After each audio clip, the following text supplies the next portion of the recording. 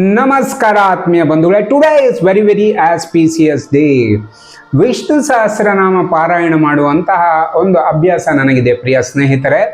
ಅದರಲ್ಲಿ ಕಂಡುಕೊಂಡಂಥ ಒಂದು ಸತ್ಯವನ್ನು ನಿಮ್ಮ ಜೊತೆಗೆ ಹಂಚ್ಕೋತಾ ಇದ್ದೇನೆ. ನನಗೆ ಆ್ಯಕ್ಚುಲಿ ವಿಷ್ಣು ಸಹಸ್ರನಾಮದ ಕೆಲವೊಂದು ಅರ್ಥಗಳು ಗೊತ್ತಾಗ್ತಾ ಇರಲಿಲ್ಲ. ಆ ಸಂದರ್ಭದಲ್ಲಿ ಅರಳು ಮಲ್ಲಿಗೆ ಪಾರ್ಥ ಸಾರಥಿ ಅವರು ಬರೆದಿರತಕ್ಕಂತಹ ವಿಷ್ಣು ಸಹಸ್ರನಾಮದ ವಿಶೇಷ ಅರ್ಥಗಳು ಅನ್ನುವ ಒಂದು ಪುಸ್ತಕವನ್ನು ನಾನು ಖರೀದಿ ಮಾಡಿ ಅದನ್ನು ಅಧ್ಯಯನ ಮಾಡಲಿಕ್ಕೆ ಪ್ರಾರಂಭ ಮಾಡಿದೆ.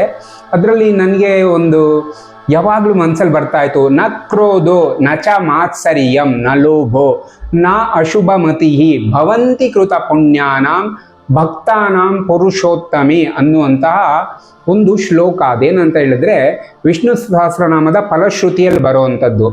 ನಾನು ಈ ಪುಸ್ತಕವನ್ನು ತೆಗೆದುಕೊಂಡು ಅಧ್ಯಯನ ಮಾಡಿದಾಗ ನನಗೆ ಗೊತ್ತಾಯಿತು, ನ ಕ್ರೋಧೋ ನ ಚ ಮಾತ್ಸರ್ಯಂ ನ ಲೋಭೋ ನ ಅಶುಭಮತಿ ಭವಂತಿ ಕೃತ ಪುಣ್ಯಾನಾಂ ಭಕ್ತಾನಾಂ ಪುರುಷೋತ್ತಮೆ ಅಂತ ಹೇಳಿದ್ರೆ, ಯಾರು ವಿಷ್ಣು ಸಹಸ್ರನಾಮವನ್ನು ಪಾರಾಯಣ ಮಾಡ್ತಾರೆ ಅವರಿಗೆ ನ ಕ್ರೋಧೋ ಕೋಪ ಅನ್ನುವಂಥದ್ದು ಬರುವಂಥದ್ದಿಲ್ಲ,